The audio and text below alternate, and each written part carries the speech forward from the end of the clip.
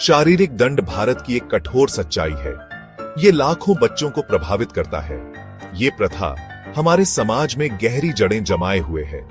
बहुत से लोग इसे अनुशासन का जरूरी तरीका मानते हैं, लेकिन शारीरिक दंड के विनाशकारी प्रभाव होते हैं।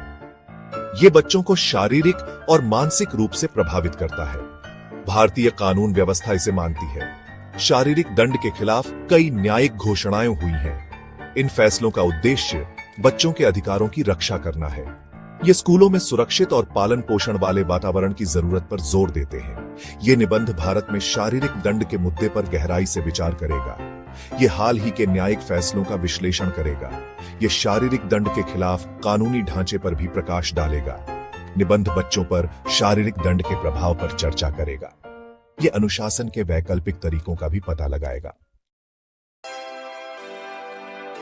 छत्तीसगढ़ उच्च न्यायालय ने 29 जुलाई 2024 को एक ऐतिहासिक फैसला सुनाया। अदालत ने स्पष्ट रूप से कहा कि शारीरिक दंड क्रूर और अमानवीय है। इसने कहा कि शिक्षा में इसका कोई स्थान नहीं है। अदालत ने जोर देकर कहा कि बच्चों के भी वही अधिकार हैं जो बड़ों के होते हैं। उन्हें जीने और सम्मान का अधिकार है। अदालत ने कहा कि बच्चे एक मूल्यवान राष्ट्रीय संसाधन हैं। उन्हें क्रूरता नहीं, देखभाल और दया की जरूरत है। ये फैसला बच्चों के अधिकारों की रक्षा की दिशा में एक महत्वपूर्ण कदम है। ये शिक्षण संस्थानों में शारीरिक दंड के खिलाफ एक मजबूत मिसाल कायम करता है। गोवा सरकार ने 24 सितंबर 2024 को एक निर्देश जारी किया। ये निर्देश शारीरिक दंड के प्रति जीरो टॉलरेंस नीति को अनिवार्य करता है। ये एक परेशान करने वाली घटना के बाद आया। 2 शिक्षकों पर एक छात्र के साथ मारपीट करने का आरोप लगाया गया था। ये निर्देश सभी शिक्षण संस्थानों को सख्त कार्रवाई करने का निर्देश देता है। उन्हें शारीरिक दंड को रोकना और उसका समाधान करना चाहिए। स्कूलों को कर्मचारियों के लिए नियमित प्रशिक्षण सत्र आयोजित करने होंगे। उन्हें शिकायतों के लिए एक पारदर्शी तंत्र स्थापित करना होगा। उन्हें परामर्श सेवाएं भी प्रदान करने की जरूरत है। ये निर्देश शिक्षा का अधिकार अधिनियम 2009 के अनुरूप है। ये शारीरिक दंड पर प्रतिबंध को मजबूत करता है। ये बच्चों की सुरक्षा के लिए सरकार की प्रतिबद्धता को दर्शाता है। शिक्षा का अधिकार अधिनियम 2009 एक ऐतिहासिक कानून है। ये सभी बच्चों को मुफ्त और अनिवार्य शिक्षा की गारंटी देता है। इस अधिनियम की धारा 17 विशेष रूप से शारीरिक दंड को संबोधित करती है। ये स्कूलों में शारीरिक दंड पर पूरी तरह से रोक लगाती है। अधिनियम शारीरिक दंड को बच्चों के अधिकारों का उल्लंघन मानता है। इसके गंभीर परिणाम हो सकते हैं। इससे शारीरिक चोट, मनोवैज्ञानिक आघात और यहाँ तक कि मौत भी हो सकती है। ये प्रावधान बाल संरक्षण के प्रति भारत की प्रतिबद्धता को दर्शाता है। ये अंतर्राष्ट्रीय सम्मेलनों के अनुरूप है। भाग 5 बच्चों पर शारीरिक दंड का विनाशकारी प्रभाव। शारीरिक दंड का बच्चों पर विनाशकारी प्रभाव पड़ता है। इससे शारीरिक चोटें लग सकती हैं।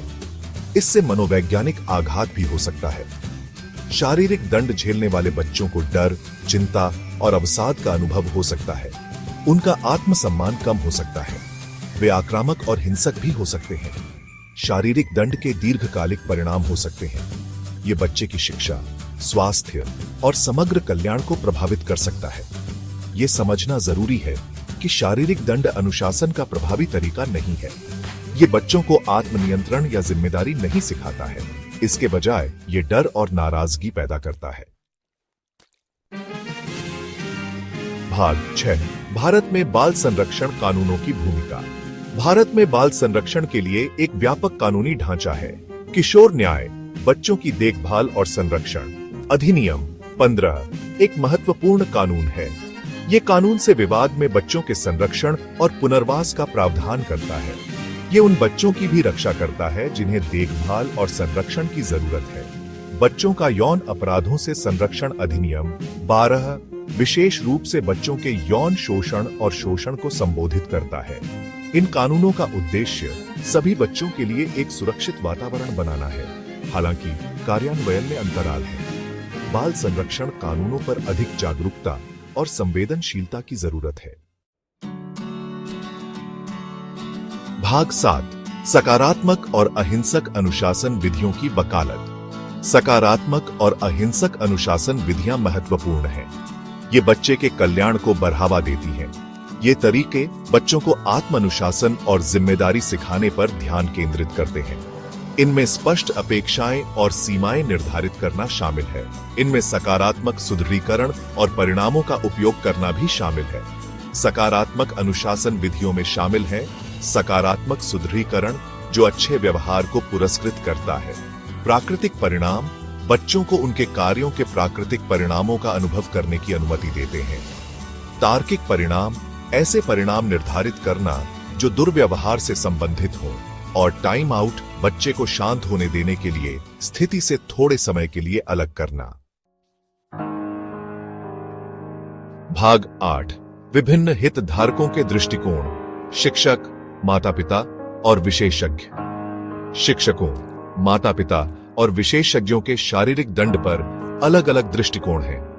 कुछ शिक्षकों का मानना है कि कक्षा में अनुशासन बनाए रखने के लिए शारीरिक दंड जरूरी है। हालांकि कई शिक्षक शारीरिक दंड के खिलाफ हैं। वे सकारात्मक अनुशासन विधियों की वकालत करते हैं। माता-पिता के भी अलग अलग विचार हैं। कुछ माता-पिता मानते हैं कि शारीरिक दंड अपने बच्चों को अनुशासित करने का एक प्रभावी तरीका है।